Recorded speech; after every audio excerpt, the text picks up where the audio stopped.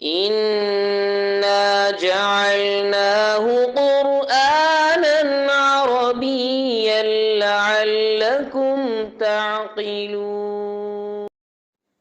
بسم اللہ الرحمن الرحیم۔ السلام علیکم ورحمۃ اللہ وبرکاتہ۔ میں محمد اسامہ سرسری، آسان قرآنی عربی کورس چل رہا ہے اور یہ اس کا سبق نمبر 4 ہے۔ اس سبق میں ہم سورہ فاتحہ کی اگلی آیت اعوذ باللہ من الشیطان الرجیم بسم اللہ الرحمن الرحیم الرحمن الرحیم اس پر بات کریں گے۔ اس کا اردو ترجمہ ہے جو سب پر مہربان ہے، بہت مہربان ہے۔ رحمان اور رحیم میں فرق یہ ہے کہ رحمان جو ہے وہ مبالغے کا صیغہ ہے، اور اس کے آخر میں جو الف نون ہے تو عطشان اور جوعان کی طرح یہ اس پر دلالت کرتا ہے کہ کام ابھی سے شروع ہو چکا ہے۔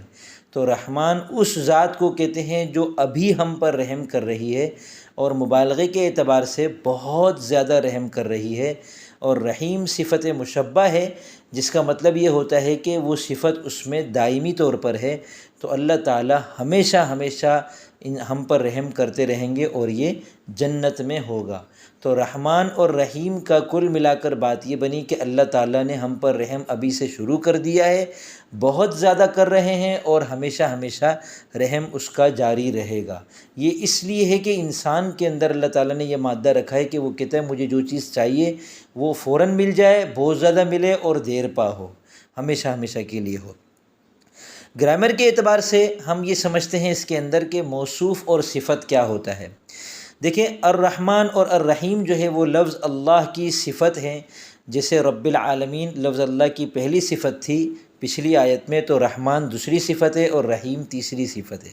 تو جو موصوف ہوتا ہے، جس کی صفت بیان کی جاتی ہے عربی میں، اردو میں تو بہت آسان ہے بولنا کہ مسلمان مرد، ہم نے بول دیا مرد کے شروع میں مسلمان لگا دیا تو یہ موصوف صفت بن گئے۔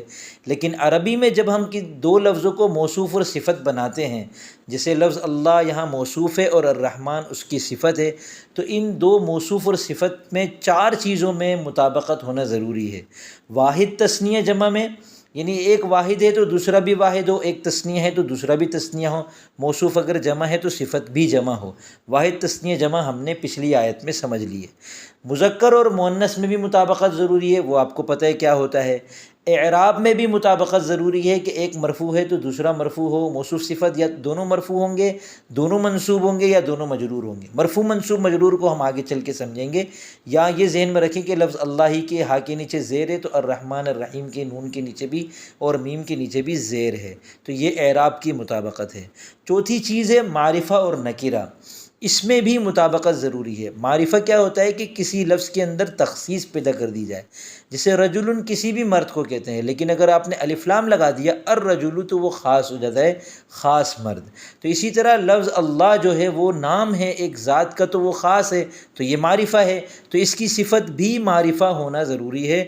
الرحمن اور الرحیم پر اسی وجہ سے الف لام لگایا گیا ہے، ورنہ آپ دیکھیں گے قرآن کریم میں ان اللہ غفور الرحیم، تو یہاں رحیم پر الف لام نہیں ہے، تو یہاں کیونکہ وہ غفور اور رحیم وہ وہاں پر نکیرہ ہونے کا تقاضا ہے، وہ ہم وہاں سمجھیں گے، یہاں معرفہ ہونے کا تقاضا تھا، اس وجہ سے ان دونوں پر الف لام لگایا گیا ہے۔ تو اس سبق میں ہم نے معرفہ اور نکیرہ اور اس کے ساتھ ساتھ موصوف اور صفت کے اندر 4 چیزوں میں مطابقت ہوتی ہے، وہ ہم نے الحمدللہ سیکھ لیا۔